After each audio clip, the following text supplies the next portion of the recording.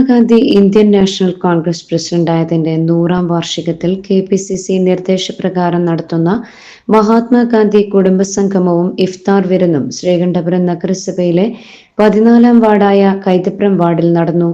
റംഷാദ് പൊടിക്കളം സ്വാഗതം പറഞ്ഞ ചടങ്ങിൽ DCC general secretary Suresh Babu Elayavoor ഉദ്ഘാടനം ചെയ്തു. ശ്രീ പ്രഭാകരൻ സൂചിപ്പിച്ചതുപോലെ നമ്മുടെ നാടിൻ്റെ വളരെ പ്രധാനപ്പെട്ട ഒരു ചടങ്ങിലാണ് നമ്മളെല്ലാം സംബന്ധിക്കുന്നത്. ഞാൻ അഭിമാനത്തോടെയാണ് നിൽക്കുന്നത്.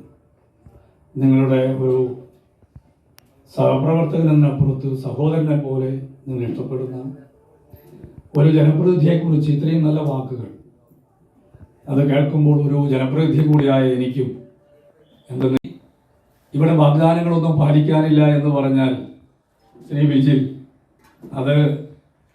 അതിനെപ്പുറം എന്താ വേണ്ടത്? നിങ്ങളെ നിർത്തിയാണ് അദ്ദേഹം സാക്ഷ്യപ്പെടുത്തിയിരിക്കുന്നത്. Ward president K. പ്രഭാകരൻ അധ്യക്ഷത വഹിച്ചു. Sreekandapuram block president advocate EV Ramakrishnan മുഖ്യപ്രഭാഷണം നടത്തി.